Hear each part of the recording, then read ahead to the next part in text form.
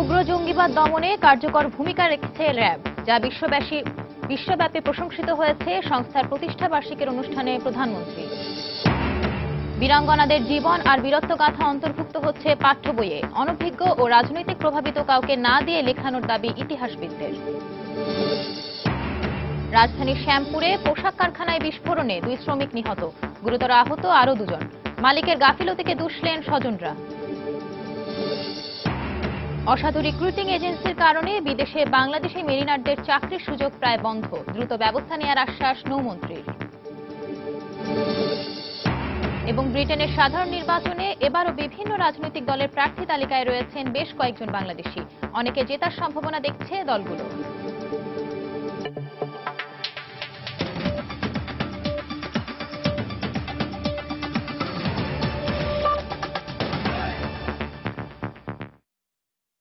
সংবাদের সঙ্গে আছি আমি সঞ্জনা চৌধুরী। সন্ত্রাস, জঙ্গিবাদ ও চোরাচালান সহ বিভিন্ন অপতৎপরতা দমন করে দেশের আইন শৃঙ্খলা রক্ষায় গুরুত্বপূর্ণ ভূমিকা পালনের জন্য র্যাপিড অ্যাকশন ব্যাটালিয়ন র্যাবের ভূয়সী প্রশংসা করেছেন প্রধানমন্ত্রী শেখ হাসিনা।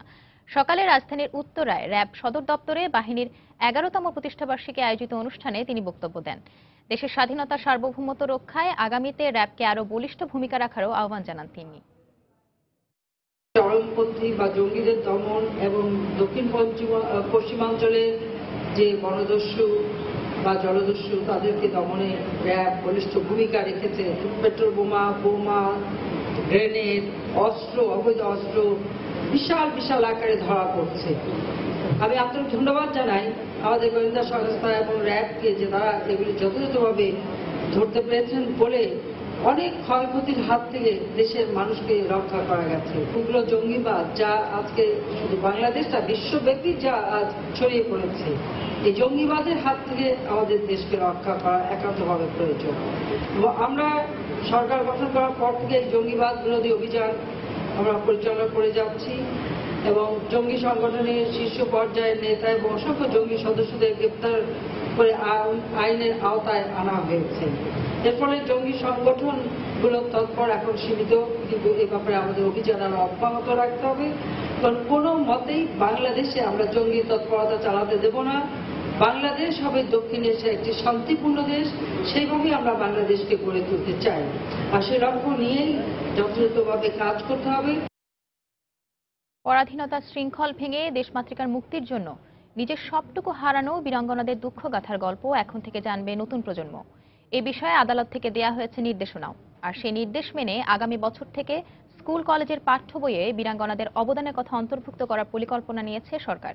তবে ইতিহাসবিদদের অভিমত, জাতির অবদান প্রজন্ম থেকে প্রজন্মে ধারণ করতে হলে শিক্ষার সব স্তরে বীরাঙ্গনাদের অবদানের কথা তুলে ধরা প্রয়োজন। বিস্তারিত মৌসুম ইসলামের রিপোর্টে। একটা রোগের মধ্যে উঠাইছে, উঠানোর পরে দেখি যে অনেক মেয়েরা ওটা কাপড় চোপড় বলতে কিচ্ছুই নাই। তখন আমি কই কি মরে যাবো, তখন একটা হিন্দু মেয়ে কয় কি কইলে আমরা যে এখানে কতজন আছি কি অবস্থা দেখ, তুইও মেয়ে মানুষ মরবি কিলে, আমরা তো কোনো অপরাধ করি নাই, ওরা বাচ্চা থেকে ওর প্রতিবাদ করবো। আমি কিছুই পেলাম না। বীরাঙ্গনা, যার মানে বীরের মতো লড়াই করে বাঁচে যে নারী।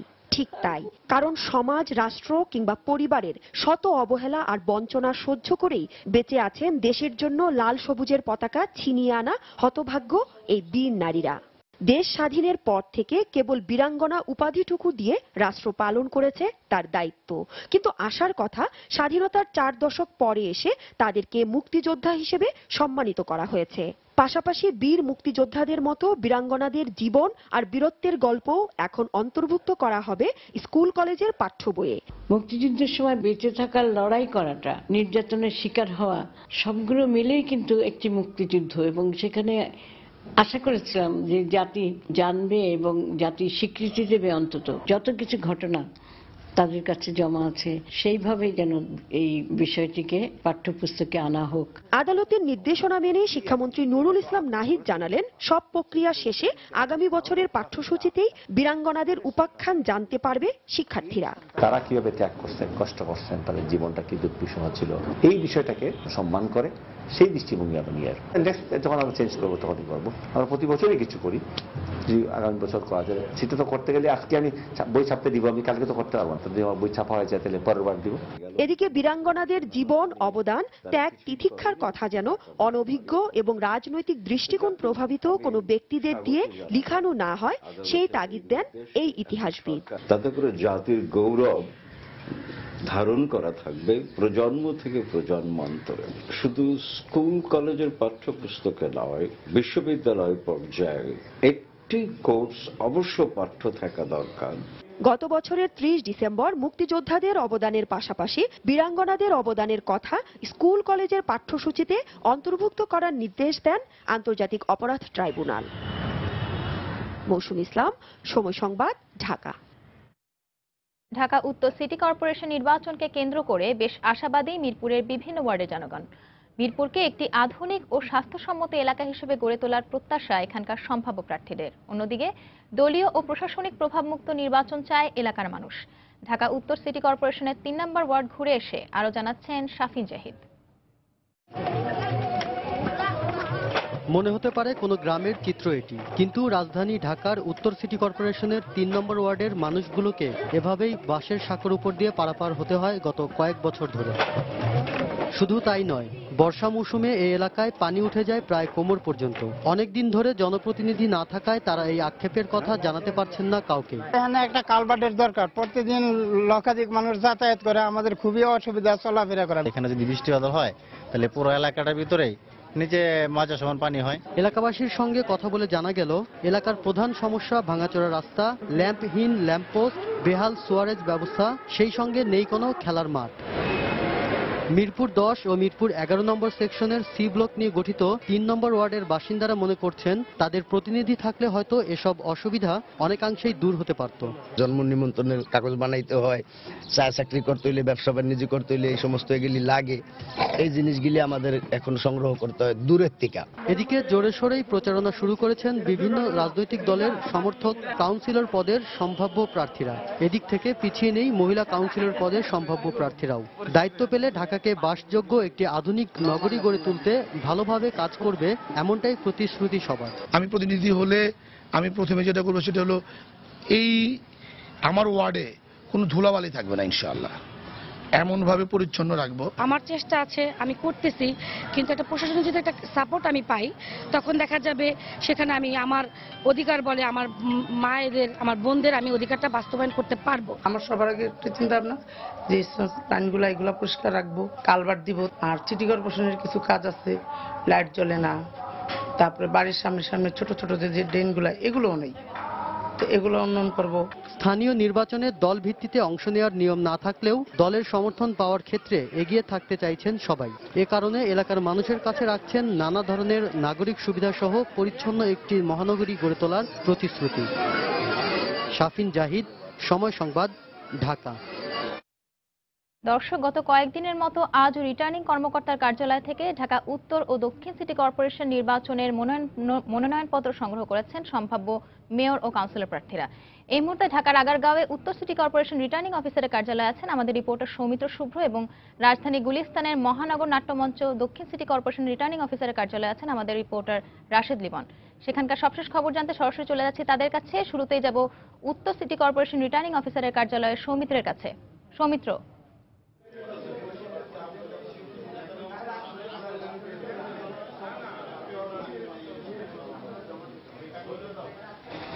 সানজানা, ঢাকা উত্তর সিটি কর্পোরেশন নির্বাচনের রিটার্নিং অফিসারের কার্যালয়ে আজ সকাল থেকে কিন্তু এখনো পর্যন্ত মেয়র পদের জন্য কেউ মনোনয়ন ফর্ম সংগ্রহ করেননি বা কেউ মনোনয়ন ফর্ম জমাও দেননি। তবে গতকাল পর্যন্ত কিন্তু মোট 26 জন মেয়র পদের জন্য মনোনয়ন ফর্ম সংগ্রহ করেছেন এবং তার মধ্যে 2 জন কিন্তু জমাও দিয়েছেন। এরা হচ্ছেন ইরাদ আহমেদ সিদ্দিকী এবং শামসুল আলম চৌধুরী। এই 2 জন জমা দিয়েছেন। তবে আওয়ামী লীগ সমর্থিত বা অন্যান্য রাজনৈতিক দল সমর্থিত যে প্রার্থীরা রয়েছেন তারা কেউ কিন্তু এখনো পর্যন্ত মনোনয়ন ফর্ম সংগ্রহ জমা দেননি। এবং জানিয়ে রাখি যে কাউন্সিলর পদে সাধারণ যেই ওয়ার্ডগুলো রয়েছে সেগুলোর কাউন্সিলর পদে 750 জন মনোনয়ন ফর্ম সংগ্রহ করেছেন, তবে তার মধ্যে মাত্র 38 জন জমা দিয়েছেন। আর সংরক্ষিত নারী আসনে সংরক্ষিত নারী যেই কাউন্সিলর পদগুলো রয়েছে সেগুলোর জন্য 151 জন মনোনয়ন ফর্ম সংগ্রহ করেছেন, যদিও তার মধ্যে মাত্র 2 জন জমা দিয়েছেন।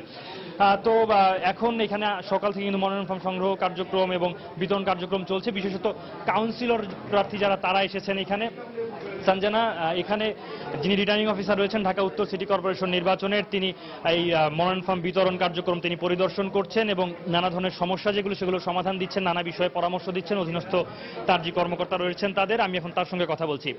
স্যার, এই যে আগামী আর একদিন রয়েছে আজকের পরে এবং বেশিরভাগ প্রার্থী আসলে এখনো পর্যন্ত মনোনয়নপত্র জমা দেননি, তো আপনাদের তো বিপুল একটা চাপ সামলাতে হবে এবং নেহাত কম নয় সেই সংখ্যাটাও, তো আপনাদের প্রস্তুতি কেমন আসলে? আমাদের মনোনয়নপত্র গ্রহণ করার জন্য আমাদের সকল প্রস্তুতি আছে।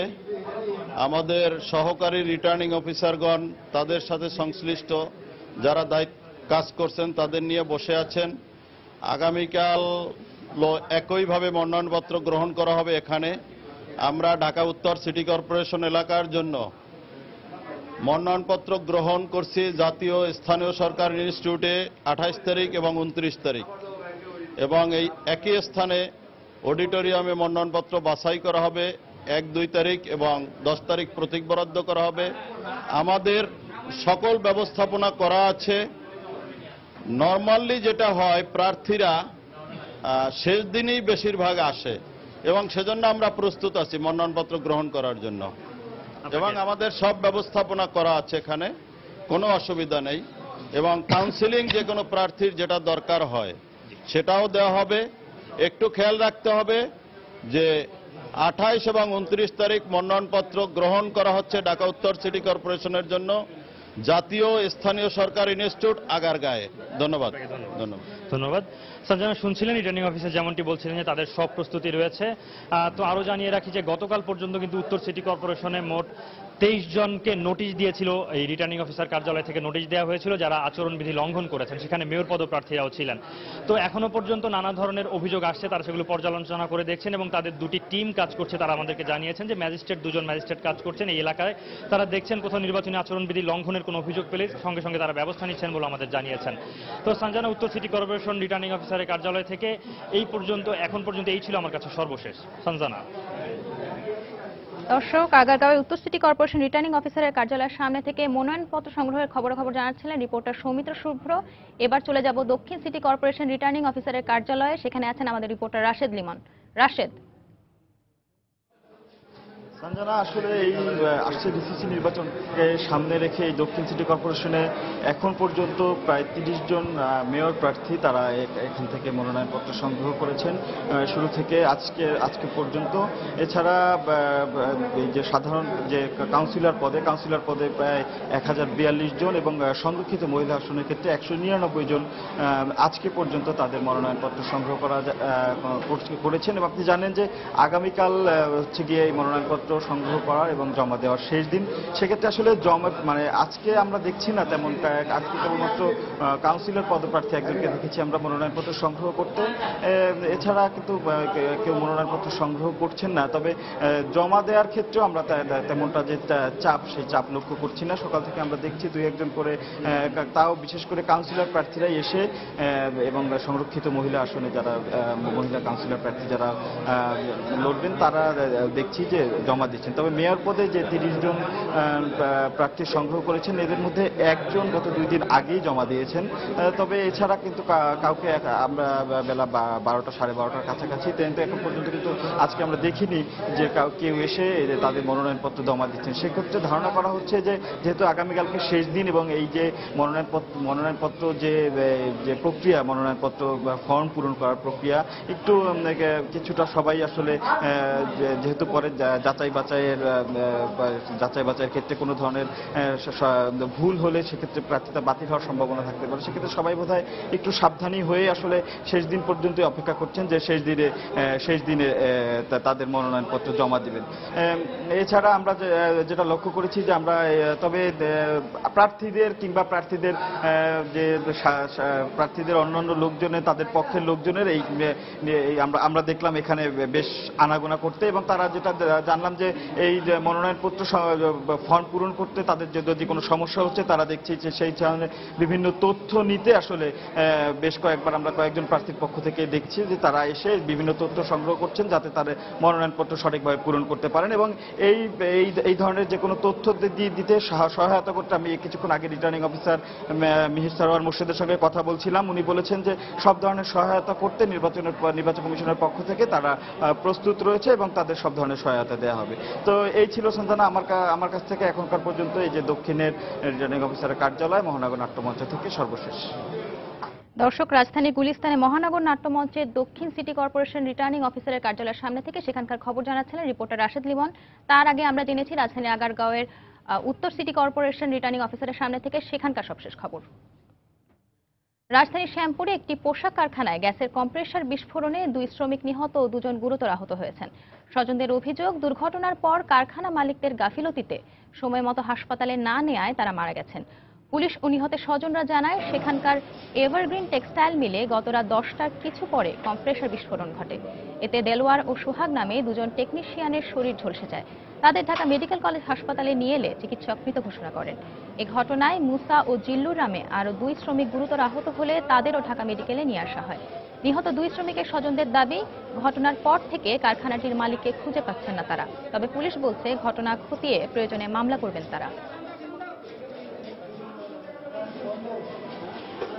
বাসাতে ফোন দিছে জানি জলওয়াড়া হয়েছে, অ্যাক্সিডেন্ট হয়েছে। কি অ্যাক্সিডেন্ট?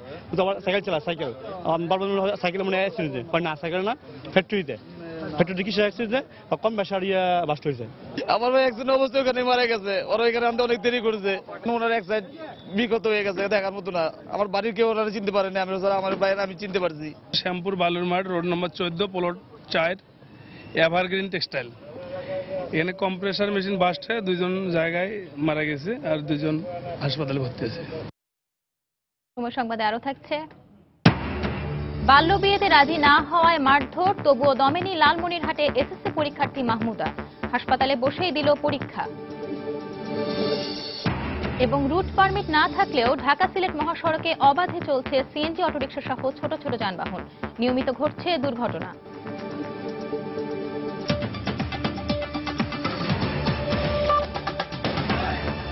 আগামী 7 মে ব্রিটেনের সাধারণ নির্বাচন। এই নির্বাচনে বিভিন্ন রাজনৈতিক দলের প্রার্থী তালিকায় জায়গা করে নিয়েছেন বাংলাদেশি বংশোদ্ভূতরাও।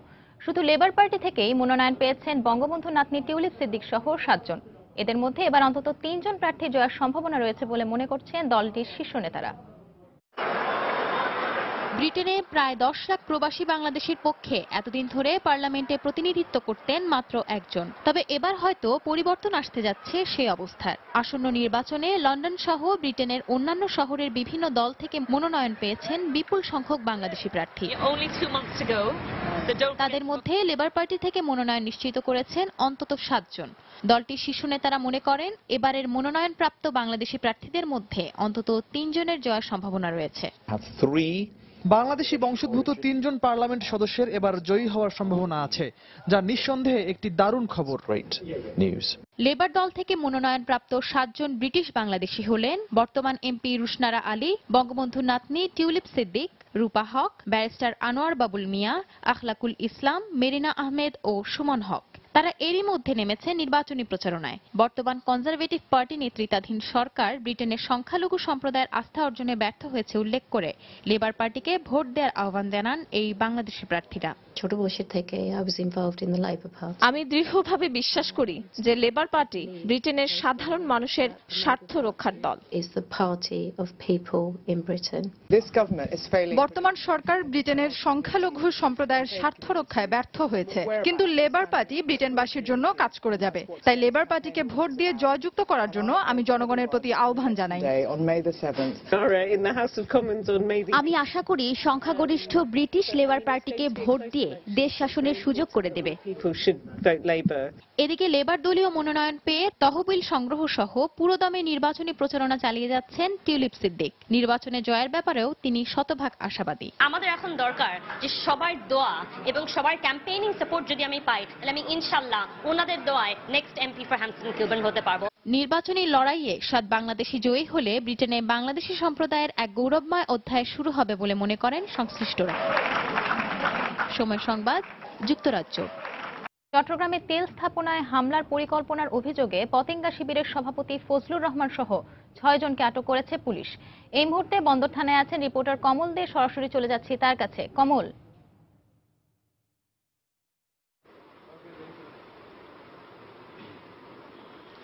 ধন্যবাদ স্বপ্না। আপনি জানেন গত 20 ফেব্রুয়ারি চট্টগ্রাম থেকে গ্রেপ্তার করা হয়েছিল শিবিরের কেন্দ্রীয় নেতা এনামুল কবির। তাকে জিজ্ঞাসাবাদে পাওয়া গিয়েছিল চট্টগ্রামে তেল স্থাপনা হামলার জন্য শিবির একটি পরিকল্পনা করেছিল, বিশেষ করে হরতাল অবরোধ নাশকতা সৃষ্টির জন্য। আর সেই সময় তিনি আদালতে 164 ধারা যে জবানবন্দি দিয়েছিলেন, সেই জবানবন্দিতে অন্তত 12 জনের নাম বলেছিলেন। এই 12 জনের মধ্যে অন্যতম ছিল পতেঙ্গা থানা শিবিরের সভাপতি ফজলুর রহমান রুবেল। গতকাল রাতে পুলিশ বন্দর থানা পুলিশ পতেঙ্গা এলাকা থেকে প্রথম ফজলুর রহমান রুবেলকে গ্রেপ্তার করে। এরপর গ্রেপ্তার করা হয় তার বাকি 6 সদস্যকে। এখন তাদেরকে নিয়ে আসা হয়েছে বন্দর থানা কর্তৃপক্ষ থেকে, কর্মকর্তারা তাদেরকে জিজ্ঞাসাবাদ করছেন এবং জিজ্ঞাসাবাদে তাদের কাছ থেকে বেশ কিছু চাঞ্চল্যকর তথ্য পাওয়া গেছে বলে পুলিশ কর্মকর্তারা আমাদেরকে জানিয়েছেন।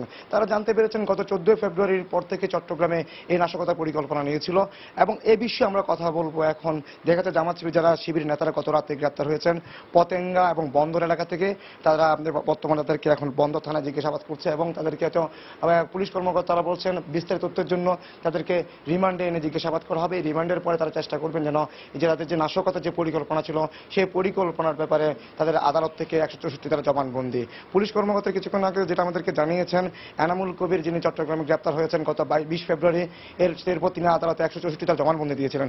আমরা এখন কথা বলবো এই বিষয় নিয়ে চট্টগ্রামের যে বন্দর থানার অফিসার ইনচার্জ জনাব মহিউদ্দিন সেলিমের সাথে। আমরা মূলত জানতে চাইবো যে এনামুল কবিরের গ্রেফতার এবং তার প্রেক্ষিতে 7 জন আটক, মূলত তাদের পরিকল্পনাটা কি ছিল? এনামুল কবির গ্রেপ্তারের পরে যে জবানবন্দি দিয়েছিল সেখানে বেশ কিছু চাঞ্চল্যকর সংবাদ ছিল যে তারা চট্টগ্রাম বন্দর এবং তেলের ডিপো সহ গুরুত্বপূর্ণ স্থাপনায় নাশকতা করবে। এরই ধারাবাহিকতায় আমরা গতকাল পতেঙ্গা শিবির সভাপতি রুবেলকে গ্রেপ্তার করেছি এবং তার কাছ থেকে এই তেলের ডিপো সহ চট্টগ্রাম বন্দর এলাকা নাশকতার যে ছক ছিল এবং এই পরিকল্পনায় যে 15 জন অংশগ্রহণ করার কথা ছিল এবং এই পরিকল্পনার অংশ হিসাবে তারা কিভাবে তেলের স্থাপনায় আঘাত করত এবং তেলের ডিপো সহ আশপাশ এলাকায় নাশকতা করত তার বিস্তারিত তথ্য আমাদের কাছে স্বীকার করেছে এবং এই 15 জন যারা অংশগ্রহণ করার কথা ছিল তাদের সকলের নাম ঠিকানা প্রকাশ করেছে। ধন্যবাদ। আমরা কথা বলছিলাম চট্টগ্রামের বন্দর থানার অফিসার ইনচার্জ মহিউদ্দিন সেলিমের সাথে। তিনি আমাদেরকে জানিয়েছেন মূলত 15 জন চট্টগ্রামের তেল স্থাপনা এবং বন্দর অচল করে দেওয়ার জন্য এই পরিকল্পনা অংশ নেওয়ার কথা ছিল এবং যে 15 জনের নাম প্রকাশ করেছে তাদের পুলিশ তাদেরকে এখন গ্রেপ্তারের জন্য অভিযানের চেষ্টা করছে। অর্থাৎ গত 20 ফেব্রুয়ারি এনামুল কবিরকে গ্রেপ্তারের পর এবং আজ 7 জনকে গ্রেপ্তার করা হয়েছে। এখন পর্যন্ত যে 15 জনের নাম প্রকাশ হয়েছে তার মধ্যে মাত্র 1 জনকে পুলিশ পেয়েছে এই 7 জনের মধ্যে, আর বাকি 14 জনকে গ্রেপ্তারের জন্য পুলিশ অভিযান চালিয়ে যাবে বলে আমাদেরকে জানিয়েছে। এই ছিল চট্টগ্রামের বন্দর এলাকায় নাশকতা সৃষ্টির অভিযোগে জামাত শিবিরের 6 জনকে আটকের সর্বশেষ খবর। দর্শক, বন্দর থানা চট্টগ্রাম থেকে সন্দেহভাজন 6 জনকে আটকের সবশেষ খবর জানাচ্ছিলেন আমাদের রিপোর্টার কমল দে। বাল্যবিয়েতে রাজি না হওয়ায় লালমনিরহাটে এক এসএসসি পরীক্ষার্থীকে মারধর করা হয়েছে। তবুও দমে যায়নি মাহমুদা নামে ওই পরীক্ষার্থী। চিকিৎসাধীন অবস্থায় পরীক্ষায় অংশ নিয়েছে সে। সদর উপজেলার ফকিরাহাট গ্রামের দিনমজুর মোস্তাফিজুর রহমানের মেয়ে মাহমুদা আক্তার এবছর কিসামাত হারাটি উচ্চ বিদ্যালয়ের বিজ্ঞান বিভাগ থেকে এসএসসি পরীক্ষায় অংশ নেয় সে। বাল্যবিয়েতে রাজি না হওয়ায় গত 15ই মার্চ মাহমুদার চাচা ও তার 2 ছেলে তাকে পিটিয়ে আহত করে। পরে চিকিৎসাধীন অবস্থায় গত 20 ও 21শে মার্চের পরীক্ষায় অংশগ্রহণ করে সে। এ ঘটনার পর একজন ব্যবসায়ী মাহমুদার লেখাপড়ার সব ব্যয়ভার গ্রহণ করেছেন। আমার বাবাকে ভয় দেখায় ওরা যাতে আমার বিয়ে দিয়ে দেয়, আমি যাতে পড়াশোনা করতে না পারি। আমি সায়েন্সের স্টুডেন্ট, পড়াশোনা করে আমি ডাক্তার হতে চাই কিন্তু পড়াইতে চায় না। আমার মেয়েটা মানুষের মতো মানুষ গড়াই তুলবো, ভবিষ্যতে যেন একটু করি খেতে পারে, এটাই আমার প্ল্যান প্রোগ্রাম। এখন আমার ভাগিদের দিরা চাচ্ছে যে ওর মেয়ে মানুষ যাতে না হয়, মানুষ করতে দেওয়া যাবে না, মাইট ধর, এটা একটা নির্যাতন, এগুলাই করতে। সহিংসতা, সন্ত্রাস ও জঙ্গিবাদের বিরুদ্ধে রাজধানীর ইঞ্জিনিয়ার্স ইনস্টিটিউট মিলনায়তনে সম্মিলিত নাগরিক সমাজের জাতীয় কনভেনশন 2015 অনুষ্ঠানে বক্তব্য রাখছেন বিশিষ্টজনরা। আমরা কিছু সময়ের জন্য সরাসরি চলে যাচ্ছি সেখানে। পেট্রোল বোমা মেরে এই স্বাধীনতা ছিনিয়ে নিয়ে যাবে জনগণের কাছে, এটা হতে দেওয়া যায় না। আমরা সেই স্বাধীনতার সময় দেখেছি, এখনো দেখছি মানুষ হত্যা রাজনীতি।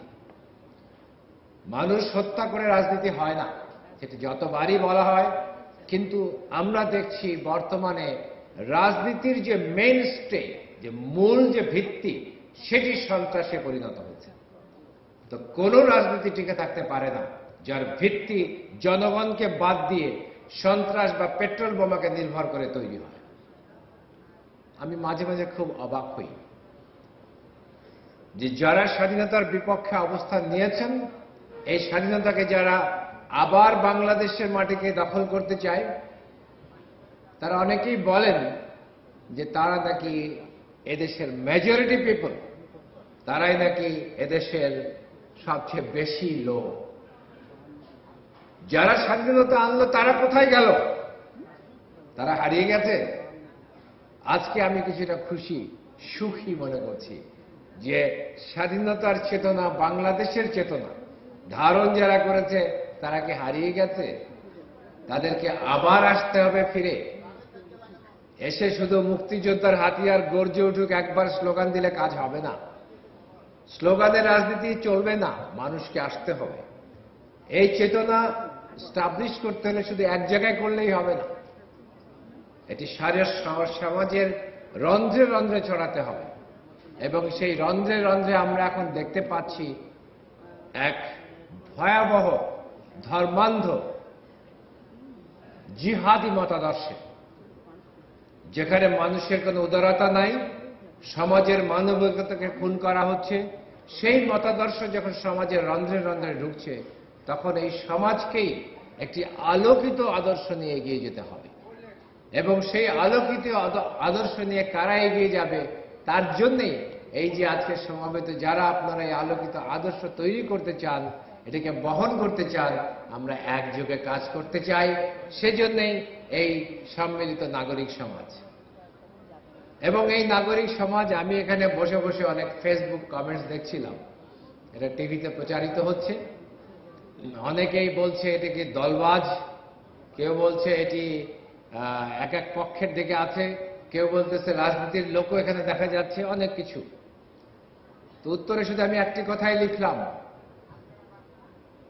এটি বাংলাদেশের পক্ষে, এটি স্বাধীনতার পক্ষে, এবং এখানে কোনো বিভ্রান্তি নেই, কোনো বিভ্রান্তি নেই। যারা বাংলাদেশকে পুনরায় একটি পাকিস্তান বানাতে চায়, তাদের জন্য এই নাগরিক সমাজ না, সেটি পরিষ্কার এবং সত্য। এই যে মোর্চা তৈরি করা হচ্ছে, সেটি হচ্ছে সেই প্রান্তিক অঞ্চল থেকে ওই সব লোকেরা থাকবেন, এই মোর্চাকে শক্তিশালী করবেন। বাংলাদেশ মুক্তিযুদ্ধ করে 30 লক্ষ শহীদের রক্ত দিয়ে এসেছে, এই রক্ত বৃথা যেতে দেওয়া যাবে না। এখানে যারা স্বাধীনতার বিপক্ষে যুদ্ধ করেছেন, যারা আমার মা বোনকে হত্যা করেছেন, ধর্ষণ করেছেন, তাদের হাতে বাংলাদেশ তুলে দেওয়া যাবে না। যদি এই চিত্ত নিয়েই থাকতে পারেন, তাহলেই এই নাগরিক সমাজে যোগদান করুন। এবং এখানে পরিষ্কার, এখানে কোনো বিভ্রান্তি নেই, এবং খুব শক্ত কণ্ঠে এটা বলতেও কোনো দ্বিধা নেই যে আমি এটা চাই। আপনি যদি এটা চান, আসুন আমরা একসাথে মোর্চা গড়ি এবং এগিয়ে নিয়ে যাই এই উদার মতাদর্শ, এগিয়ে নিয়ে যাই আলোকিত মতাদর্শ। বাংলাদেশ থেকে ধর্মান্ধতা আমরা বিদায় করি, আমরা এই বর্বরতা ধর্মের নামে কদাচার বন্ধ করতে মানুষকে উৎসাহিত করি। এ বলে আমি আমার বক্তব্য শেষ করছি। ধন্যবাদ। আমরা সবাই চাই দেশ থেকে সাম্প্রদায়িকতা শেষ হোক। এখন ডক্টর আশরাফুদ্দিন চৌধুরী। দর্শক, রাজধানীর ইঞ্জিনিয়ার্স ইনস্টিটিউশনে জঙ্গিবাদ বিরোধী বক্তব্য রাখছিলেন সম্মিলিত নাগরিক সমাজের বিশিষ্টজনরা। আমরা এতক্ষণ দেখছিলাম তার সরাসরি সম্প্রচার। অসাধু নাবিক রিক্রুটিং এজেন্সিগুলোর সনদ জালিয়াতি ও ভুয়া সনদে নাবিক নিয়োগের মাধ্যমে মানব পাচারের কারণে বিদেশে বাংলাদেশি মেরিনারদের চাকরির সুযোগ বন্ধ হয়ে যাওয়ায় অভিযোগ তুলেছেন প্রশিক্ষিত ক্যাডেটরা। তারা বলছেন, এজন্য বেশিরভাগ দেশ এখন বাংলাদেশি মেরিনারদের ভিসা দিচ্ছে না। এদিকে সমুদ্রগামী দেশীয় জাহাজের সংখ্যা কমে যাওয়ায় দেশেও চাকরি পাচ্ছেন না জুনিয়র অফিসাররা। বর্তমানে 1100 ক্যাডেট ও জুনিয়র অফিসার বেকার বসে আছেন। বিস্তারিত জানাচ্ছেন হাজেরা শিউলি। প্রশিক্ষিত নৌ ক্যাডেটরা একসময় অন অ্যারাইভাল ভিসায় সিঙ্গাপুর, হংকং, সংযুক্ত আরব আমিরাত, ভারত ও ইউরোপীয় দেশগুলো জাহাজে চাকরি নিয়ে যেত। কিন্তু এজেন্সিগুলো ভুয়া সনদে বিদেশি জাহাজে মেরিনার পরিচয়ে মানব পাচার এবং ভুয়া সনদধারীদের অনেকে জাহাজ থেকে পালিয়ে যাওয়ায় বাংলাদেশ থেকে নাবিক নেওয়া বন্ধ করে দিয়েছে অনেক দেশ। এছাড়া ভারত, সিঙ্গাপুর সহ কিছু দেশ ভিসা দিতে গড়িমসি করায় বিদেশি জাহাজে চাকরি পাচ্ছে না বাংলাদেশি নাবিকরা। সম্প্রতি জাপান সাগরে একটি জাহাজে ক্লাস 3 পাস ভুয়া বাংলাদেশি ক্যাপ্টেনের হাতে জাহাজ ডুবির ঘটনার পর আরো উদ্বিগ্ন মেরিনাররা। জাল সার্টিফিকেট, ফেক ডকুমেন্টস দিয়ে অনেক অসাধু এজেন্সি অনেক ভুয়া নাবিকদেরকে শিপে পাঠাচ্ছে। এসব সিফেরার ওখানে যে তাদের কম্পিটেন্সি দেখাতে পারতেছে না, 1, 2 তারা দেখা যাচ্ছে ওখান থেকে জাম করতেছে, পালাচ্ছে। অন্যান্য দেশগুলো আমার খুব ইজিলি আমি তাকে টেক ওভার করতে পারতেছি, তখন তারা আর কি বাংলাদেশি মেরিনারদের প্রতি আগ্রহ হারাচ্ছে। এভাবে gradually Bangladesh world shipping market থেকে পিছিয়ে পড়ছে। এজন্য ব্যাঙের ছাতার মতো বেসরকারি মেরিন একাডেমির অনুমোদন ও সনদের অনলাইন ভেরিফিকেশন ব্যবস্থা না থাকাকে দায়ী করেছেন ক্যাডেটরা। আমাদের যে সিওসি গুলো আছে এরা অনলাইন ভেরিফিকেশন করুক যে কোনটা কারেক্ট কোনটা রং, বাইরে বদনাম হচ্ছে বা ইমেজ নষ্ট হচ্ছে, এটার জন্য আমরা দায়ী না। কোম্পানিগুলোর যে নাম্বারের শিপগুলো আছে এগুলোতে অলরেডি ডেক ক্যাডেট অথবা ইঞ্জিন ক্যাডেট হিসেবে অনেকে এনগেজড হয়ে আছে। তারপরও সরকারের পক্ষ থেকে প্রায় 18টা এখন বেসরকারি একাডেমি অনুমোদিত আছে, আরো কিছু অনুমোদনের জন্য অ্যাপ্লিকেশন করতেছে। এই অবস্থায় অসাধু এজেন্সিগুলোর বিরুদ্ধে ব্যবস্থা নেওয়া এবং শতভাগ চাকরির নিশ্চয়তা দিয়ে চাকরি দিতে না পারা বেসরকারি মেরিন একাডেমিগুলোর লাইসেন্স বাতিলের দাবি জানিয়েছেন মেরিনাররা। এদের মোটিভেশন নষ্ট করে দিচ্ছি যে জব পাচ্ছে না। সুতরাং ম্যানিং এজেন্সি বা যেসব ম্যানিং এজেন্ট এই ধরনের সুযোগ নিচ্ছে, অবৈধভাবে সার্টিফিকেট নিচ্ছে, এদের বিরুদ্ধে অবশ্যই ব্যবস্থা নিতে হবে। এই অবস্থায় নৌমন্ত্রী জানালেন, ভিসা জটিলতা নিরসনে কূটনৈতিক উদ্যোগ গ্রহণ ও বেসরকারি মেরিন একাডেমিগুলোর অনিয়ম বন্ধে ব্যবস্থা নেওয়া হচ্ছে। এখন যে জটিলতাটা আছে আমরা এটা করতে পারবো। আর ভিসার ব্যাপারে সিঙ্গাপুরের যে ভিসার জটিলতা ছিল ইতিমধ্যে আমরা এটা সম্পন্ন করেছি এবং একটি নীতিমালা আমরা করে দিয়েছি। কি নীতিমালার ভিত্তিতে এই ইনস্টিটিউটগুলো অনুমোদন দেওয়া যাবে। বছরে মেরিটাইম সেক্টর থেকে রেমিটেন্স আসে 1000 কোটি টাকা। এ খাতে অনিয়ম দুর্নীতি বন্ধে সমুদ্র পরিবহন অধিদপ্তর ও শিপিং অফিসকে ঢেলে সাজানোর দাবি মেরিনারদের। হাজেরা শিউলি, সময় সংবাদ, চট্টগ্রাম। আবারও সিটি নির্বাচন প্রসঙ্গ। সিটি কর্পোরেশন নির্বাচনের মনোনয়ন ফর্ম সংগ্রহ ও জমা দিতে সকাল থেকেই চট্টগ্রামের জুবিলি রোডের রিটার্নিং অফিসারের কার্যালয়ে আসছেন প্রার্থীরা। দর্শক, এই মুহূর্তে সেখানে আছেন রিপোর্টার পার্থ প্রতিম বিশ্বাস। সরাসরি চলে যাচ্ছি তার কাছে। পার্থ,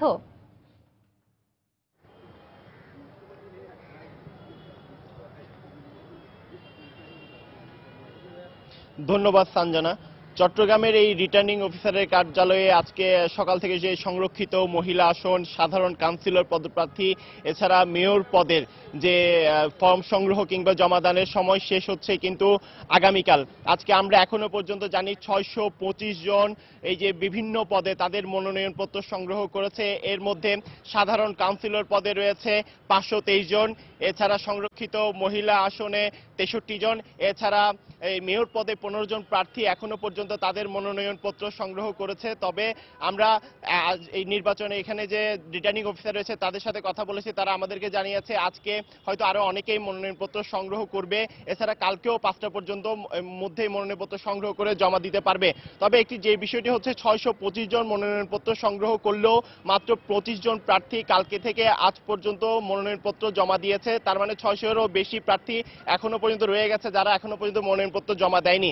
তো সেক্ষেত্রে আমরা যারা মনোনয়নপত্র সংগ্রহ করেছে সেসব প্রার্থীদের সাথে কথা বলেছি, এছাড়া রিটার্নিং অফিসারদের সাথে কথা বলেছি। তারা আমাদেরকে জানিয়েছে যেহেতু শেষ দিন প্রার্থীদের আকর্ষণ থাকে বেশি, যেহেতু বড় যে দুইটি দল আওয়ামী লীগ এবং বিএনপির আওয়ামী লীগের প্রার্থী আজম ও নাসির উদ্দিন, এছাড়া বিএনপির সমর্থিত প্রার্থী এম মঞ্জুরুল আলম আগামীকাল শেষ দিন তাদের মনোনয়নপত্র জমা দিবে। তো সেক্ষেত্রে আসলে যারা কাউন্সিলর পদপ্রার্থী রয়েছে, যারা প্রার্থী রয়েছে তাদেরও আসলে নজর থাকে শেষ দিনের প্রতি। তবে গতকাল আমরা দেখেছি যখন বিএনপির প্রার্থী এম মঞ্জুরুল আলম তার মনোনয়নপত্র সংগ্রহ করতে এসেছিলেন, যে বিকালের দিকে আসলে বিশেষ করে 2টার পর থেকেই 20 জন প্রার্থী তাদের মনোনয়নপত্র জমা দিয়েছে। তো সেক্ষেত্রে আমরা আশা করতে পারি আজকে 2টার পর থেকে অনেক প্রার্থী তাদের মনোনয়নপত্র জমা দিবে। আর এখানে নির্বাচন কাউন্সিল অফিস থেকে তারা বলা হচ্ছে আগামীকাল যদি মনোনয়নপত্র জমা দেওয়া শেষ হয়, এরপর 2 থেকে 3 তারিখ আসলে যারা বৈধ প্রার্থী রয়েছে তাদের ফলাফল প্রকাশ করা হবে। তো আমরা আশা করতে পারি যে দুপুরের পর থেকে অনেক প্রার্থী তাদের মনোনয়নপত্র জমা দিবে। তো এই ছিল আমার কাছে এখনো পর্যন্ত চট্টগ্রামের নির্বাচন অফিস থেকে সর্বশেষ খবর। সঞ্জনা। দর্শক, চট্টগ্রামের জুবিলি রোডে রিটার্নিং অফিসারের কার্যালয়ের সামনে থেকে সিটি নির্বাচনের প্রার্থীদের মনোনয়নপত্র সংগ্রহ জমা দিয়ে সবশেষ খবর জানাচ্ছিলেন রিপোর্টার পার্থ প্রতীক বিশ্বাস।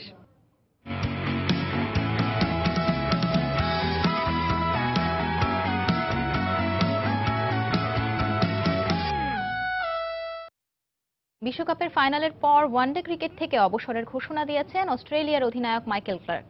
শনিবার মেলবোর্নে সংবাদ সম্মেলনে এই সিদ্ধান্তের কথা জানান ক্লার্ক। টেস্ট ক্যারিয়ার দীর্ঘায়িত করতেই ওয়ানডে ক্রিকেটকে বিদায় জানাচ্ছেন 33 বছর বয়সী এই ক্রিকেটার। শনিবার ফাইনালের আগে আনুষ্ঠানিক সংবাদ সম্মেলনের শুরুতেই অবসরে যাওয়ার কথা জানান ক্লার্ক। তবে হঠাৎ করেই এমন সিদ্ধান্ত নেননি তিনি। সতীর্থ কোচ ও টিম ম্যানেজমেন্টের সঙ্গে আলোচনা শেষে ওয়ানডে ক্রিকেটকে বিদায় জানানোর সিদ্ধান্ত নিয়েছেন বলে জানান ক্লার্ক। রঙিন পোশাকে অস্ট্রেলিয়ার হয়ে 2003 সালে অভিষেক হয় তার।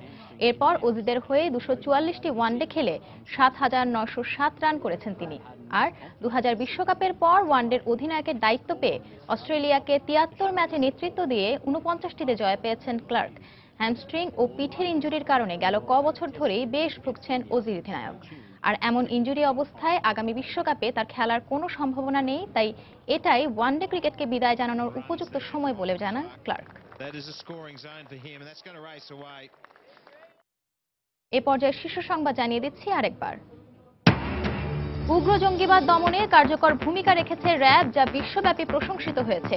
সংস্থার প্রতিষ্ঠা বার্ষিকীর অনুষ্ঠানে প্রধানমন্ত্রী। বীরাঙ্গনাদের জীবন আর বীরত্বগাথা অন্তর্ভুক্ত হচ্ছে পাঠ্য বইয়ে। অনভিজ্ঞ ও রাজনৈতিক প্রভাবিত কাউকে দিয়ে না লেখানোর দাবি ইতিহাসবিদদের। রাজধানীর শ্যামপুরে পোশাক কারখানায় বিস্ফোরণে 2 শ্রমিক নিহত, গুরুতর আহত আরও 2 জন। মালিকের গাফিলতিকে দুষছেন স্বজনরা। অসাধু রিক্রুটিং এজেন্সির কারণে বিদেশে বাংলাদেশি মেরিনারদের চাকরির সুযোগ প্রায় বন্ধ। দ্রুত ব্যবস্থা নেওয়ার আশ্বাস নৌমন্ত্রী। এবং ব্রিটেনের সাধারণ নির্বাচনে এবারও বিভিন্ন রাজনৈতিক দলের প্রার্থী তালিকায় রয়েছে বেশ কয়েকজন বাংলাদেশি। অনেকের জেতার সম্ভাবনা দেখছে দলগুলো। এই ছিল এখনকার মতো। যে কোনো খবর পেতে ভিজিট করুন সময়নিউজ.tv। যে কোনো বাংলা লিংক, রবি ও সিটিসেল নম্বর থেকে সময় সংবাদের খবর, অনুষ্ঠান সম্পর্কে জানতে এবং যে কোনো তথ্য সময় সংবাদকে জানাতে ডায়াল করুন 16242 নম্বরে। এছাড়া এইমাত্র পাওয়া খবর মোবাইল অ্যাপে SMS করুন *BN লিখে পাঠিয়ে দিন 16242 নম্বরে। সঙ্গেই থাকুন সময়।